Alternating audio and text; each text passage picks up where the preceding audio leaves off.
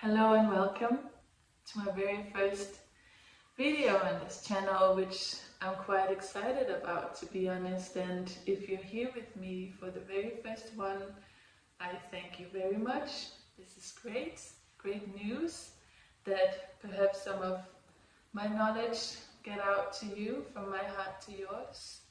And I couldn't think of a better way to start this channel than to talk astrological about this Sagittarius Full Moon coming up on the 31st of May. It's going to be in 9 degrees of Sagittarius.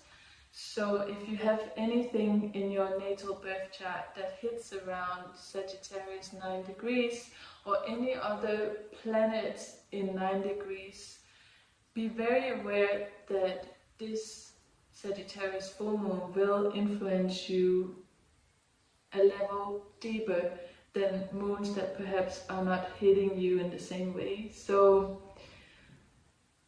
one of the things I want to mention is that there's sort of like a difference between talking about the moon energy alone and how it affects us as humans, and talking about the moon energy and how it affects you on a personal level.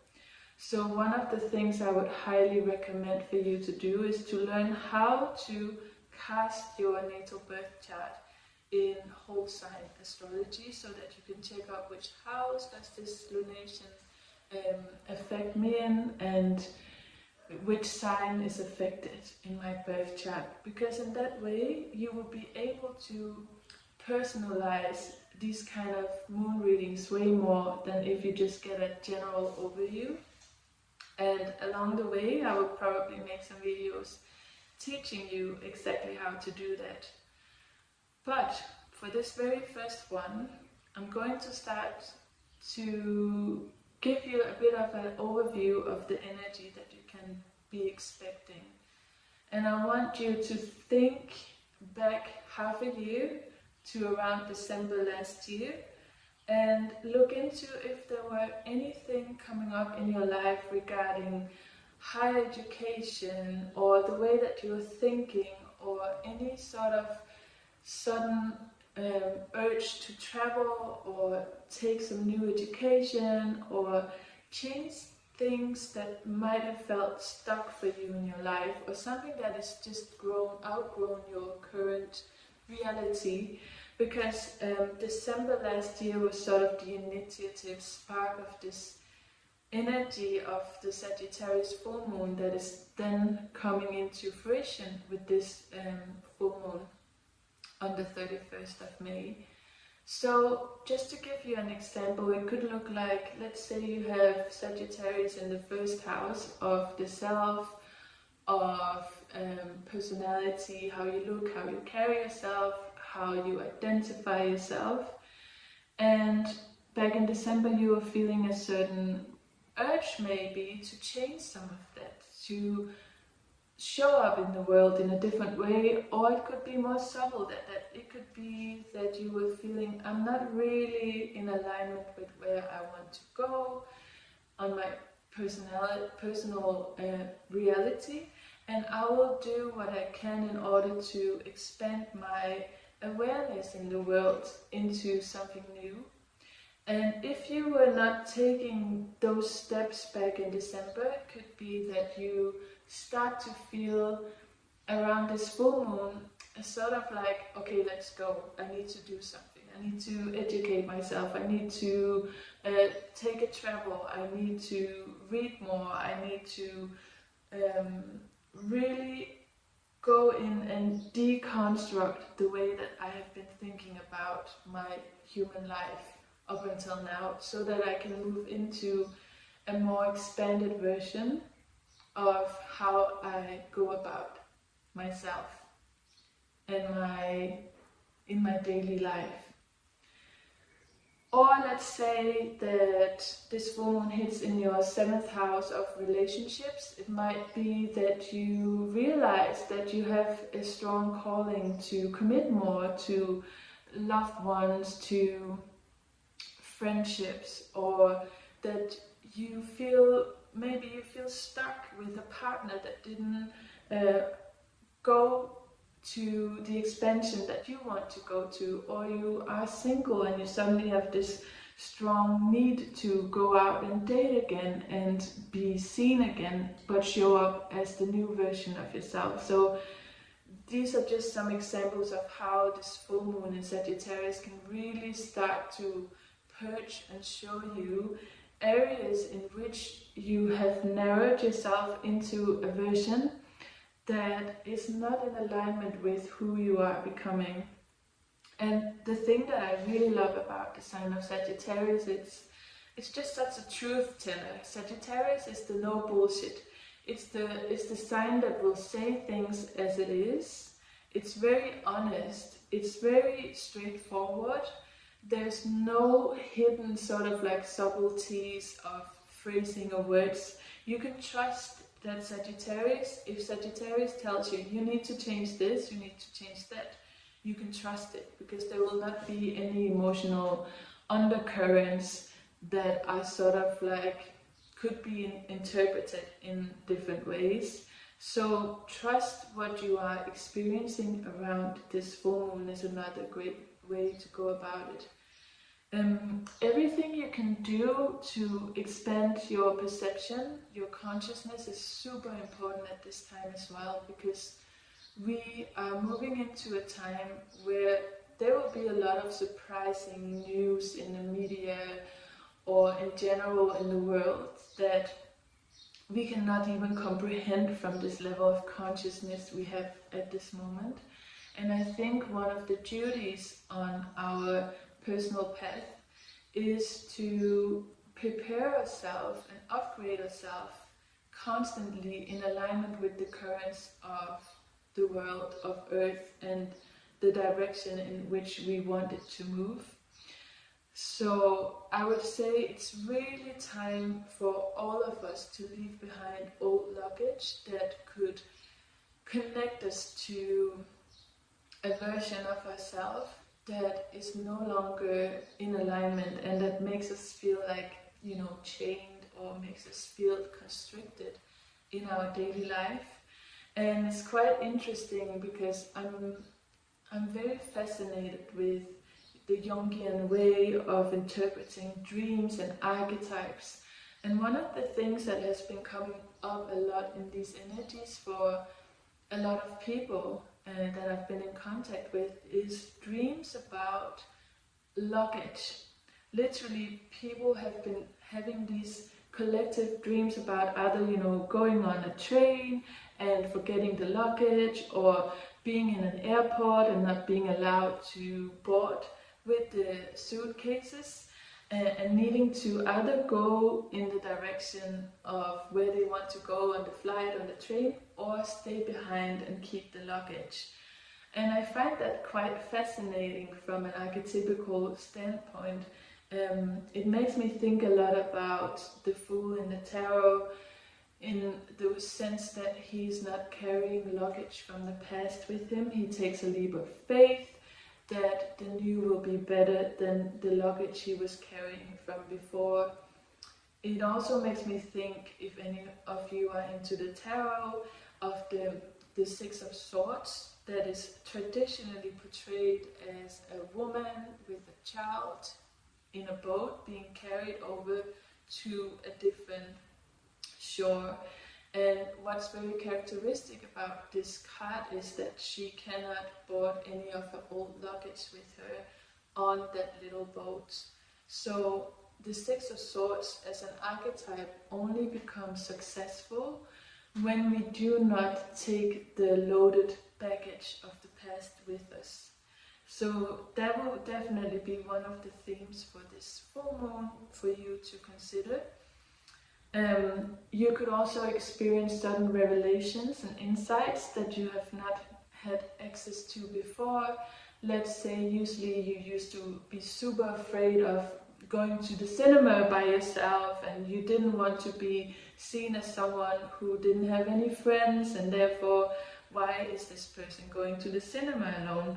And now you can suddenly have the insight that, hey, I can go anywhere I want to by myself. And I'm the only one judging me. Who gets to judge me? because how other people think about me, again, there's a saying, it's none of my business. And I think that is particularly relevant around Sagittarius, because Sagittarius is also the traveling teacher, the sage, the wise person that goes for the fire in their heart and goes towards the expansive thoughts, actions and alignments in every single moment without clinging to the awareness of the past. So allow yourself to be a little bit more Sagittarius, not caring about how other people perceive you, because it's your life. You are the one in charge of your life.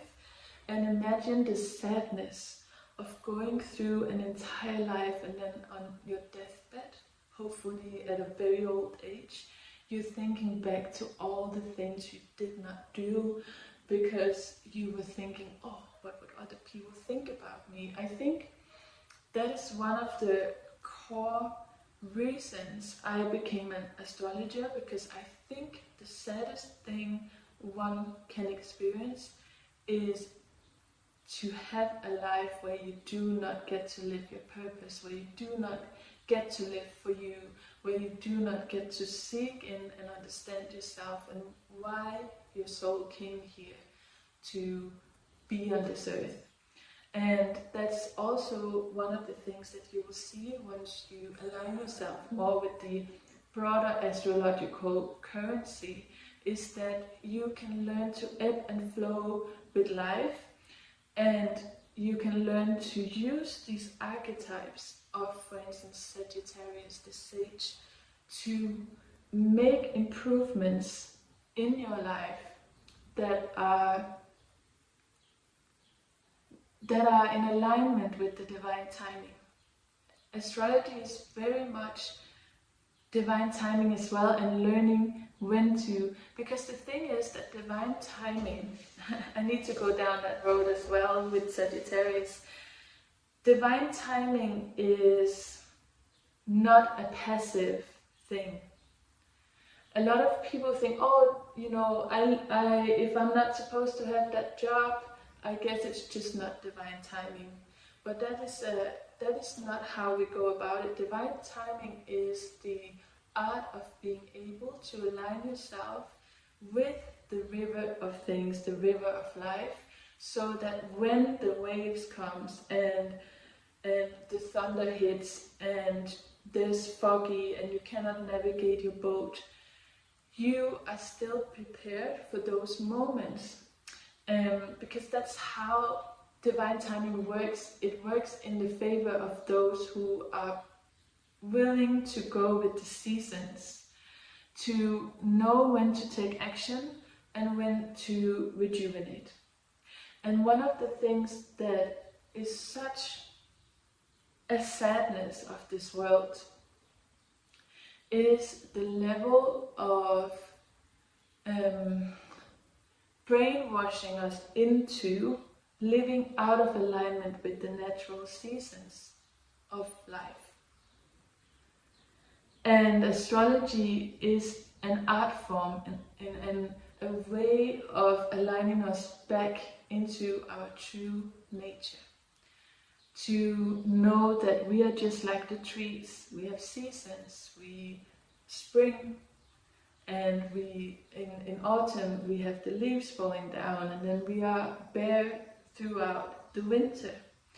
And we have been so brainwashed in society to stay in this small narrow box of go, go, go energy. And when we go all the time, we burn out. And when we burn out, we can't see things clearly. And so I really feel that Sagittarius is also the truth teller that dares to change their perception of themselves and of the world, so that it is in alignment with the voice of your heart. You know, beneath all the noise, there's always a current that guides you. And that is divine timing. So when you can listen to that voice, you are in alignment with forces that are stronger than anything you could ever force yourself to.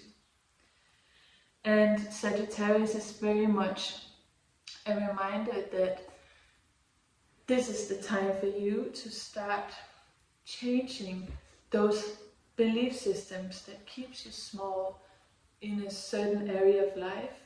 So again, try to look into which house in my birth chart is Sagittarius in, and are there any other planets in that house that might be influenced as well? Because that will be the area of you to embody the sage, the truth seeker, the revolutionary, the one that goes with the fire of the heart. So that would definitely be the message very much to you about this upcoming full moon in Sagittarius. And to finish this video, I would also like to mention that one of the great ways in which you can work with the moon energy is whenever we have a full moon, think of it as a illumination of a specific area. Like where it was dark before and you couldn't see it, now it's illuminated so that you have the opportunity to be guided through the dark forest in the night. So maybe you could not navigate the forest when the moon was not as bright, but now the moon is illuminating the path ahead.